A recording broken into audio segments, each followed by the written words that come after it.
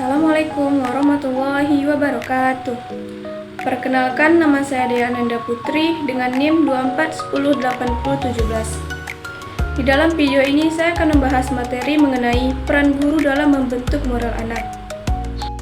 Guru memiliki peran yang sangat penting, bukan hanya sebagai pengajar mata pelajaran akademis, tetapi juga sebagai pembimbing dan teladan bagi siswa-siswanya.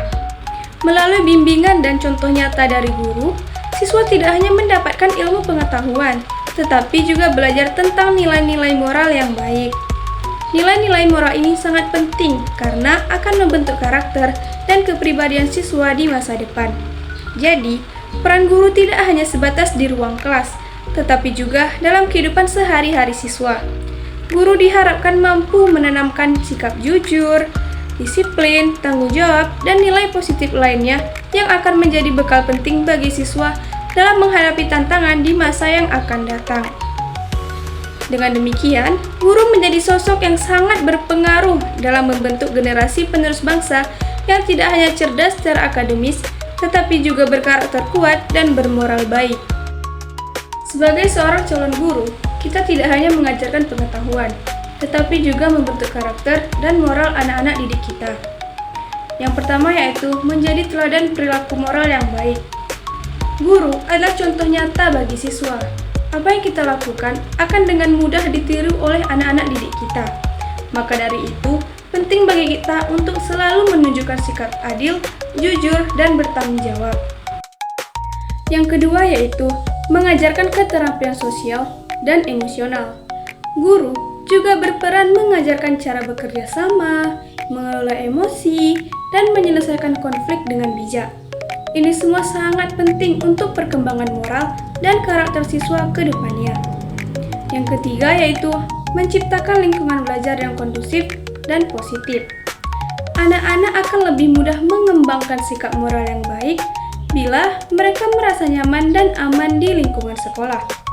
Guru berperan dalam menciptakan suasana itu, misalnya dengan membangun rasa saling menghargai di dalam kelas. Selanjutnya adalah metode untuk mengajarkan moral. Ada berbagai pendekatan yang bisa kita gunakan, dan semuanya bisa disesuaikan dengan usia, kebutuhan, dan karakteristik siswa. Yang pertama yaitu bercerita atau storytelling. Cerita adalah cara yang sangat efektif untuk menyampaikan nilai moral. Anak-anak cenderung lebih tertarik mendengarkan cerita. Dan dari tokoh-tokoh dalam cerita itu, mereka bisa belajar tentang baik dan buruk, empati, keberanian, dan kejujuran. Contohnya, kisah si kancil, dongeng rakyat, atau cerita inspiratif dari tokoh nyata. Yang kedua yaitu bermain. Melalui permainan, anak belajar tanpa merasa digurui. Permainan bisa melatih kejujuran, kerjasama, rasa tanggung jawab, bahkan sportivitas. Misalnya, permainan kelompok untuk melatih kerjasama atau game peran untuk memahami sudut pandang orang lain.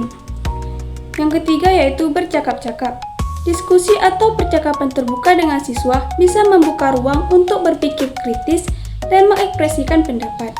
Lewat dialog, guru bisa menanamkan nilai moral secara halus dan membimbing siswa menemukan makna dari suatu peristiwa.